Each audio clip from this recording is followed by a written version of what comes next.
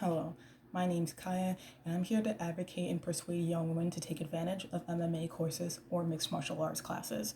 Growing up, my sister and I had our own fair share of men inappropriately touching us and trying to coerce us to go into situations and settings where we didn't feel safe. And I feel like that sense of unsafe and unease is one that young women especially, can definitely gravitate to, because if you don't know how you're going to defend yourself in those types of situations, then you probably don't know how you're also going to get out of that situation to begin with. However, to rectify both problems, I feel again that young women should implement the use of MMA courses. They can help build self confidence, they teach new means of self defense, as well as developing a strong mental fortitude. It's imperative for MMA to be an option for females as a female because MMA acts as a two-in-one. It provides a strong defense while also creating a strong offense. And I definitely implore young women to just definitely take a chance on MMA courses overall, because I at least feel safe in the knowledge that I can try and take on my attacker if the need so arises, where I have to defend myself, if not get away. But I think the need for MMA is especially important and dire for women between the age bracket of 18 to 24, because at that time you're at an elevated risk of sexual violence.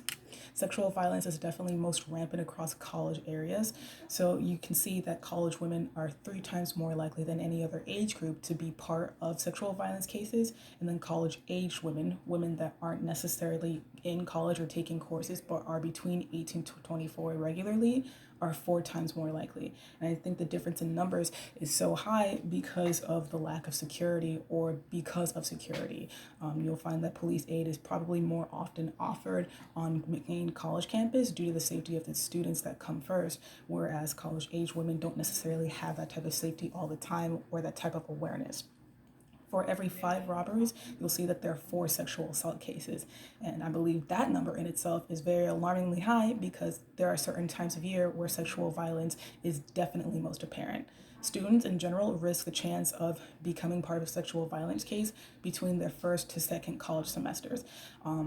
I really believe that because of directional guidance or because of an unfamiliar setting, young women will find themselves in very precarious situations where they'll have their trust betrayed and misused because they're just trying to understand the layout of the land. So they're kind of easy targets for young men to prey on as well.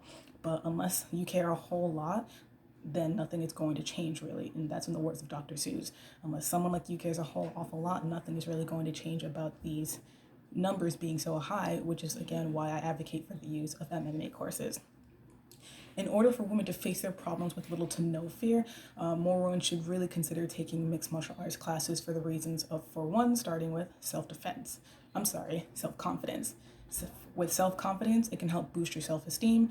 You'll gain confidence in physical confrontations, which will allow you to be more calm and act more freely and act more responsibly, so that you're not necessarily,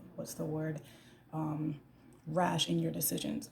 And confidence can also bleed into your everyday life activities and not just MMA. So you'll find that you're more outgoing or more receptive and more willing to do, I don't know, probably bungee jumping, or probably even to try out something new like a cooking recipe or anything really. It won't just stop with MMA. You'll find that your whole aura will have a new wave of self-confidence to add to your actual life. And then a second reason is for self-defense. Like I said, you can learn some necessary defense skills within mixed martial arts courses that are sometimes act as offensive skills. It'll give you a peace of mind in unfamiliar areas, and it'll help you feel a little bit more safe when you're by yourself or when you're alone. And lastly, a third reason to take MMA courses is for the cause of strength. With MMA courses, they allow you to work really every muscle that you haven't necessarily used before. So some muscles that are weak due to sitting, you can find that MMA works this out, or it helps to improve muscles as well with better than regular strength training. In the words of Dan Roberts, a punch's power comes from the core. So if your core is not up to snuff, then you'll find that your punch is a little bit weaker than how it could be if you've worked out all of your muscles, which I think MMA can definitely do. Also, you'll be able to focus on a strong mental fortitude. To quote Dan Roberts again, and Dan Roberts is definitely an MMA trainer and advocates for women especially to utilize these techniques. But in the words of Dan Roberts, for strength and mental fortitude, martial arts are just as much about building character as it is about learning to fight, and it helps to reinforce being humble, being disciplined, and being respectful. So if you carry those traits, you'll carry the certain strength that's necessary to have an impactful punch. And again, it bleeds into self-confidence. So you'll find that you'll be more sure of yourself to rather take on situations and defend yourself in attacks to prevent sexual violence. And it also helps to understand your limitations. Physically speaking, women are generally going to be a little bit weaker than men.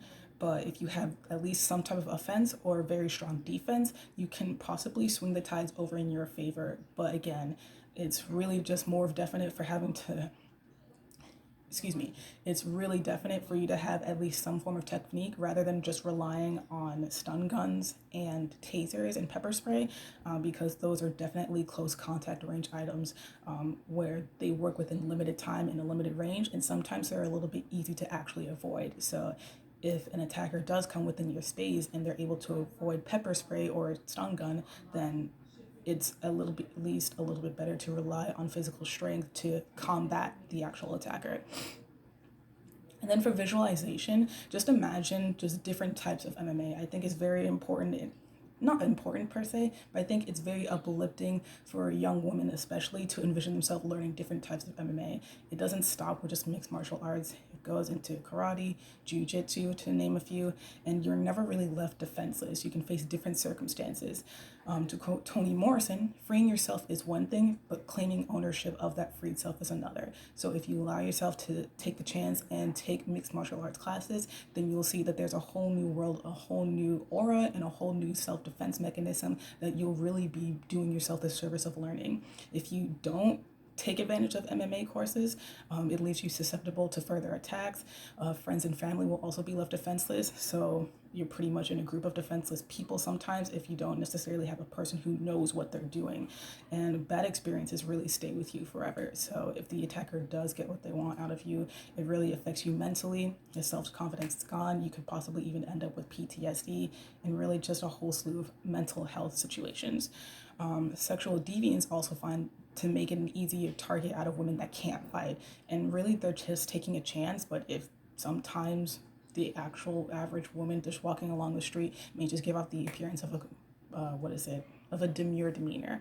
But black sheep do definitely live in wolf live in sheep's clothing. So rather, they can use the appearance to their advantage, not necessarily to lure the attacker, but just throw the attacker off their game if they're able to show and defend themselves and get that attacker away from them if they know MMA. And really, again, back to stun guns and pepper sprays, they're nice to have, but sometimes they can definitely be avoided. So if you're only relying so much on pepper sprays, on stun guns, and the actual attacker is able to avoid it, then you want to at least throw a good punch, settle into your core, and find the strength that MMA can provide you to actually get away from your attacker.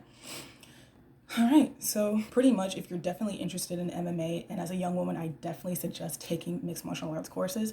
I would definitely locate a gym and ask about MMA instruction. They're really common to just go over to a local gym and just ask about the instructors and ask about the times and days of where the actual classes are being held for, so that you can at least attend to view and not actually attend the class. I know UCF definitely has an accredited class, so if you're going to UCF as a student, you can actually take a literal mixed martial arts class to earn credit for, just as much as you can actually learn self-defense courses. And they do also have an MMA club, so you're not just limited to the actual course material.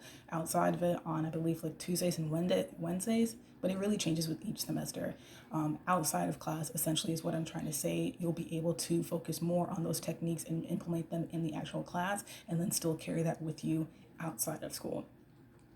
And then sometimes specific MMA courses are actually nearby. MMA classes are nearby with various times for lessons throughout the week. So again, it doesn't hurt to just go ahead and ask a local instructor to actually find an MMA specified shop over, or to look for a gym that actually hosts the classes and just see what it's about.